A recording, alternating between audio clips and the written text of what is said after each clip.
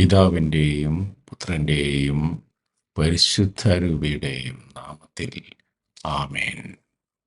വീണ്ടും വചനവുമായി വരാൻ സാധിക്കുന്നതിന് കർത്താവിന് നന്ദി പറയുന്നു. ഇന്ന് വിചിന്തനം ചെയ്യുന്ന വചന ഭാഗം 2 കൊറിന്തോസ് 12 അധ്യായം 9 മുതലുള്ള വാക്യങ്ങൾ.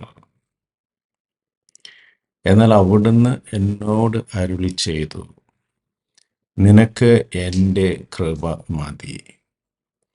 എന്തെന്നാൽ ബലഹീനതയിലാണ് എൻ്റെ ശക്തി പൂർണ്ണമായി പ്രകടമാകുന്നത്.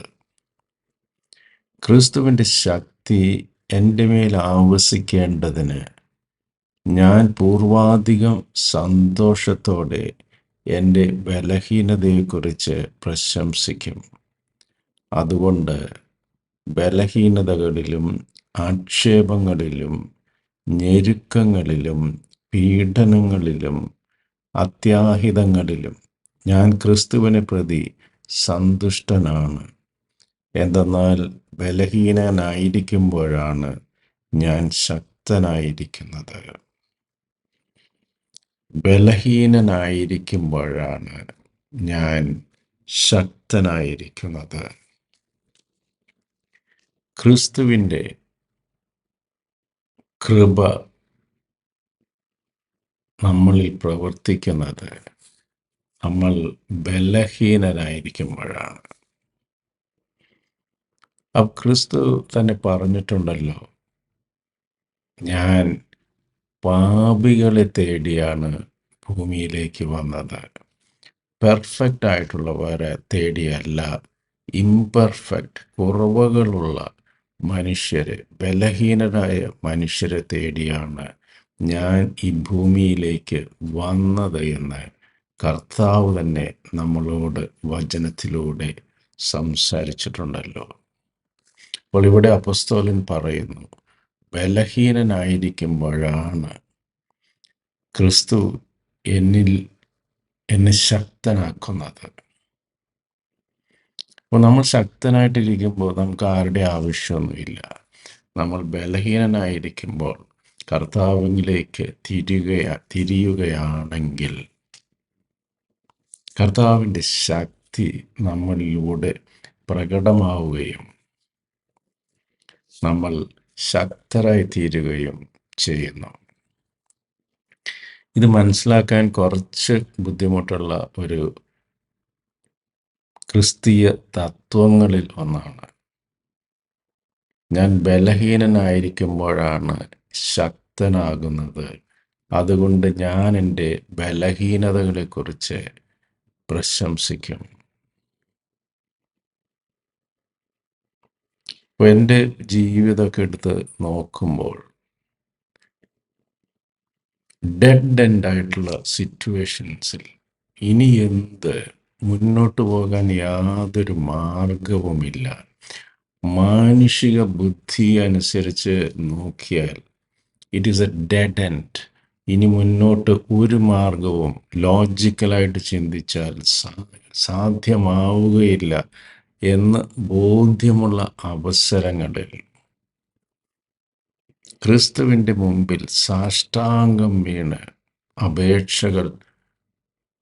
അപേക്ഷിക്കുമ്പോൾ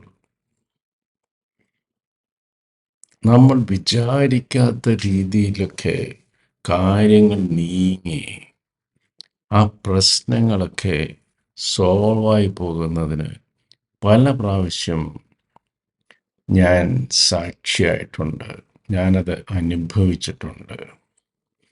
അപ്പം അതുകൊണ്ട് തന്നെ ഈ വചനം എനിക്ക് മനസ്സിലാകും.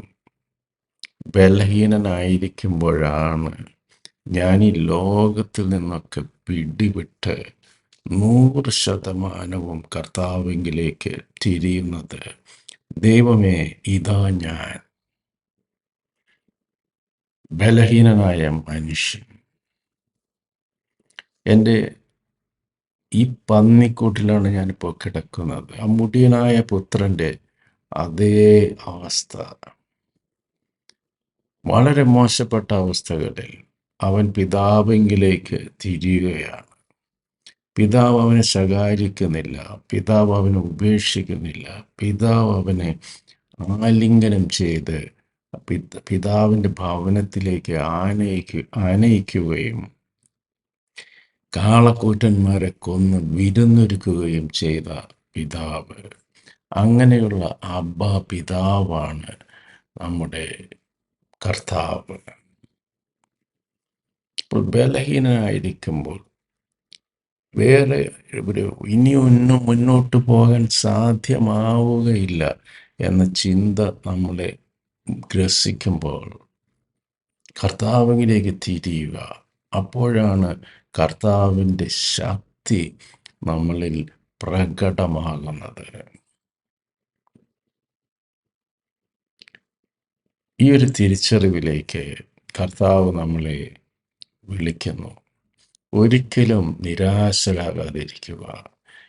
കർത്താവ് ഈ ലോകത്തിൻ്റെയും അതിലുള്ള സർവ ചരാചരങ്ങളുടെയും അധിപനായ കർത്താവിന് എല്ലാം സാധ്യമാണ്.